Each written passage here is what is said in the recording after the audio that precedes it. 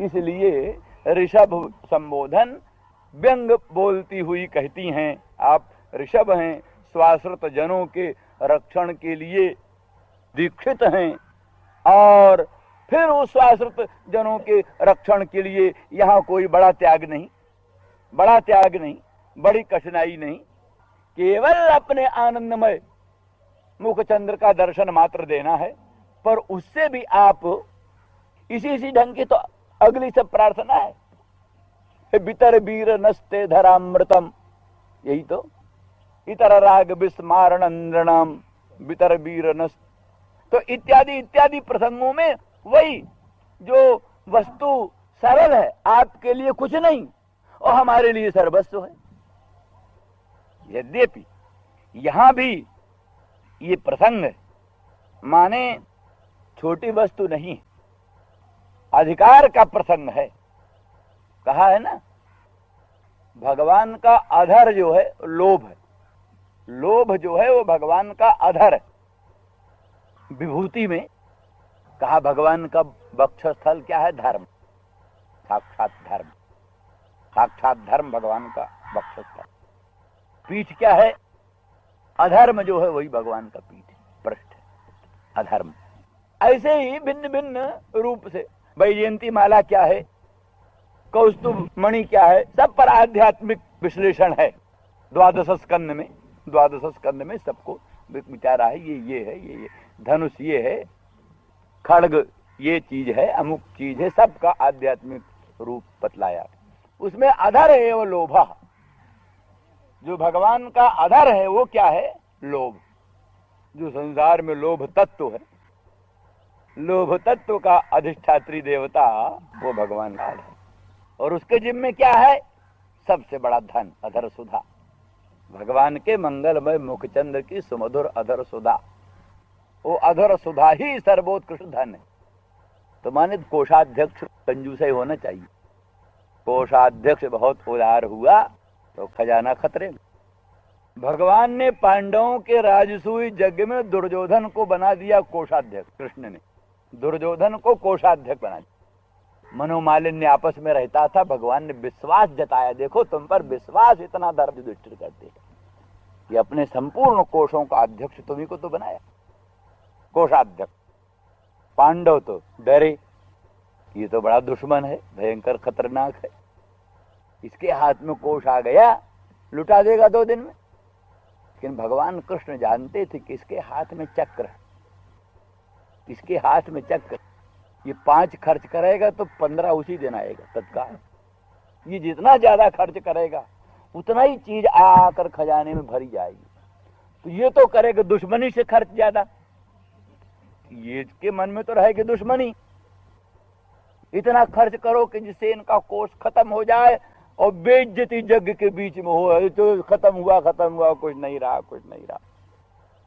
दुर्योधन तो इस दृष्टि से खूब खर्च करता था, उसको मालूम नहीं था हमारे हाथ में क्या बना, वही सब कृष्ण को मालूम था। इसलिए कृष्ण ने उसको कोषाध्यक्ष बना दिया, तुम खूब खर्च करो।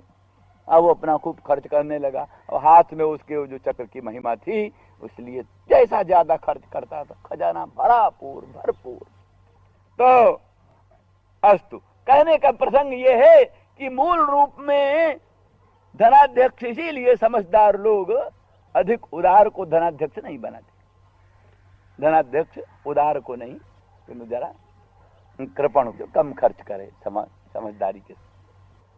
तो इसलिए फिर यहाँ लोभी धनाध्यक्ष होना चाहिए। तो यहाँ लोभी क्या? लोभ का अधिष्ठात्री देवता ही अधर ही स्वयं धनाध्यक्ष है, वही कोषाध्यक्ष है। और अधर सुधा ही धन उसके पास है, अधर सुधा धन है। तो वो अधर सुधा धन को वो यथा योग्य वितरण करता है, जो जिसका अधिकारी है उस अधिकारी को उस प्रकार का धन देता। क्योंकि अधर सुधा में कई भेद है, देव भोग्या अधर सुधा है, भगवत भोग्या अधर सुधा है, और सर्वा भोग्या अधर सुधा, कई प्रकार की अधर सुधा है। तो वो अधर सुधा सबका फल है। वल्लभाचार्य ने फलाध्याय कुछ लिखे हैं, फलाध्याय। तो क्या नाम, वेणुगीत फलाध्याय, माने जिसमें फल का ही निरूपण हो। फल क्या है? संसार में सब साधन है, भगवान क्या है? सब साधनों के फल, सब साधनों के फल भगवान है। साक्षात भगवान का निरूपण फल का ही निरूपण है। इसलिए आचार्य कहते हैं विधि निषेध साधनों में होता है, फल में विधि निषेध नहीं। सारे विधि निषेध साधनों में होता है। इदं साधनम अमुके न अमुक रीत्या ग्राह्यम, सब सारा विधि निषेध साधन गोचर होता है। इसलिए धर्म में विधि निषेध, अर्थ में विधि निषेध, काम में विधि निषेध। लेकिन जो सबका फल है सुख, सुख में क्या विधि निषेध? सुख तो सर्वतो भावेन ग्राह्य है, इसलिए विधि निषेधातीत फल होता। तो इसलिए अनंत कोटि ब्रह्मांड नायक सर्वेश्वर सर्वशक्तिमान भगवान कृष्ण है क्या? वही आनंद सुधा सिंधु, अचिंत्य अनंत परमानंद सुधा सिंधु, अथवा वो सब जैसे वर्णन है, सच्चिदानंद रससार सरोवर समुद्भूत सरोज तुल्य इत्यादि इत्यादि। तो इस तरह से साक्षात फल स्वरूप भगवान, संपूर्ण सांगोपांग भगवान फल स्वरूप, उनका वर्णन फल वर्णन है, वो अध्याय फलाध्याय। इसीलिए उस फल के ग्रहण में किसका अधिकार है किसका नहीं है, अधिकार है कुछ विवेचन नहीं। सबका अधिकार भगवत प्राप्ति में, भगवत साक्षात्कार में, भगवत संभोग में, भगवत अनुभव में सबका अधिकार है। उनमें भी संपूर्ण स्वरूप भगवान का फल स्वरूप होते हुए भी अपेक्षिक साधन साध्य भाव भी है।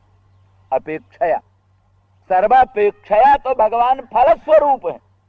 लेकिन जब भगवान भक्तों से मिलने के लिए पादार बिंद से यात्रा कर रहे हैं, चल रहे हैं, तो पादार बिंद साधन हो गए। भक्तों से मिलने के लिए भगवान पादार बिंद से चल रहे हैं, तो इस समय में पादार बिंद साधन हो गए, फल स्वरूप होते हुए भी साधन। वही जिस भक्त को पादार बिंद का स्पर्श मिल रहा है, भगवान के पादार बिंद का आलिंगन मिल रहा है, भगवान के पादार बिंद के सौगंध्यामृत का रसास्वादन हो रहा है, उस हालत में वो फल है। लेकिन वही जब भक्त से मिलने के लिए यात्रा कर रहे हैं तो साधन है। भुजा, जिस भुजा से भगवान भक्तों का आलिंगन करते हैं, गोपांगनाओं का, श्री ब्रज सीमंतनी जनों का जिन भुजाओं से प्रभु आलिंगन करते हैं, उस समय तो वो भुजाएं फल हैं, फल स्वरूप हैं। लेकिन जिस समय उन्हीं भुजाओं से दुष्ट दर्प दलन करने लगते हैं, काली नाग का दमन करने लगते हैं, वृषभासुर का संहार करने लगते हैं, तृणावर्त का वध करने लगते हैं, तो वो भुजाएं साधन भी बन जाती। इस तरह से ये फल स्वरूप होते हुए भी साधन बन जाते हैं। इस तरह से भगवान की भुजाओं में फल रूपता भी है, साधन रूपता भी है। पादार बिंद में फल रूपता भी है, साधन रूपता भी है। ऐसे ही इतर अंगों में भी फल रूपता और साधन रूपता भी है। पर भगवान के मुखचंद्र में केवल फल रूपता है, केवल फल रूपता, वो फल स्वरूप ही है। उनमें भी, मुखचंद्र में भी जो अधरामृत है, अधर में रहने वाली अधर सुधा, अधरामृत, वो तो सर्वथा ही फल स्वरूप ही है। तो ऐसा जो फल और फलों का सार, जो साधन है ही नहीं, फल ही फल है। कई अंशों में तो साधन रूपता भी, फल रूपता भी आ गई, पर जिस अंश में केवल फल रूपता है, ऐसी उच्च वस्तु, उच्च धन की रक्षा के लिए कोषाध्यक्ष ठीक कंजूस ही होना चाहिए। तो लोभ से बढ़कर कंजूस कौन मिलेगा? लोभ के द्वारा तो लोग कंजूस बना करते हैं। जिसमें लोभ हो वो लोभी कंजूस हो गया। वो जहाँ साक्षात लोभ ही मूर्तिमान हो करके अधर है, और वही उस क्या नाम सुधा का अध्यक्ष है, कोषाध्यक्ष है, तो ठीक उसका उचित वितरण करेगा। ये नहीं कि ये होता है, ऐसे लोगों को, उचित विनियोग करने वाले को लोग कंजूस कहने ही लगते हैं।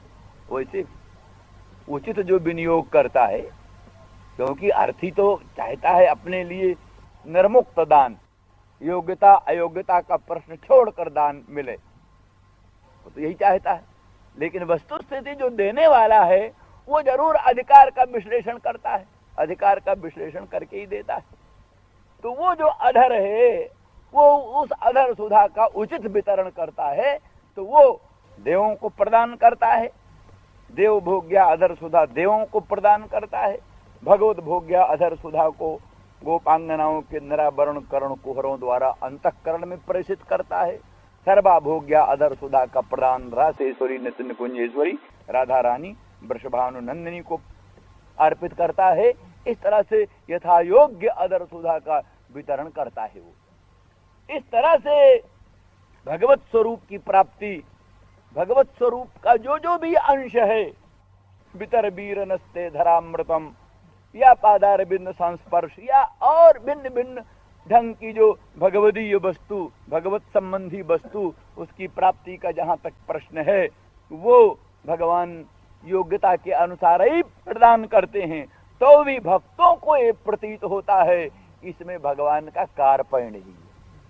इसलिए गोपांगना कहती हैं, ऋषभ आप स्वाश्रित जनों का इतना रक्षण करके अनेक अनेक भयों से किंचन मात्र दान में कंजूसी करके, दान में कार्पण्य करके हम सब का आप वध देख रहे हैं, ये उचित नहीं है। इसलिए हे नाथ शीघ्र ही हमको दर्शन दें। श्री राम जय राम जय जय राम,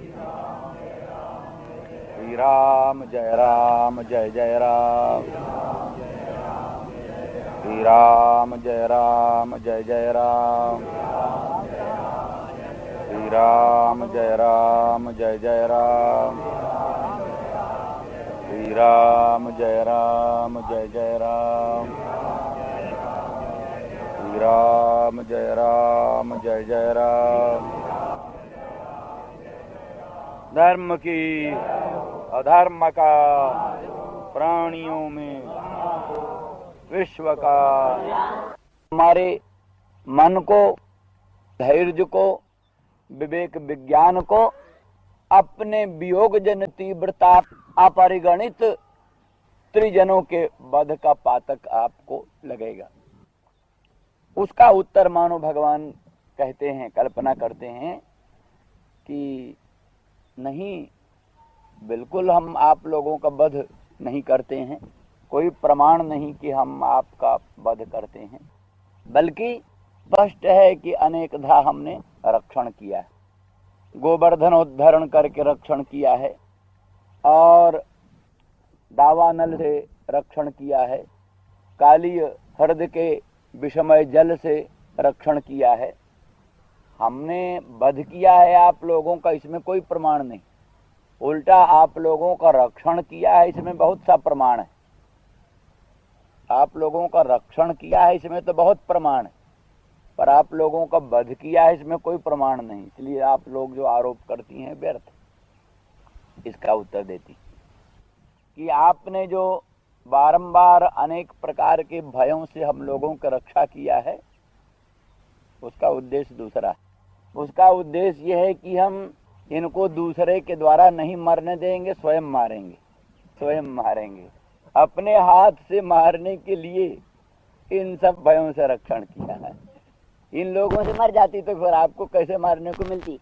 इसलिए कहते विसजला भयात भ्याल राक्षसात, ये जो अनेकों प्रकार के भय से आपने रक्षा किया है, उसका उद्देश्य यही है कि आप अपने हाथों हमारा वध करना चाहिए। आजकल जेलों में अपने फांसी से उसको मारना चाहती है, ऐसे वैसे नहीं मरना चाहिए।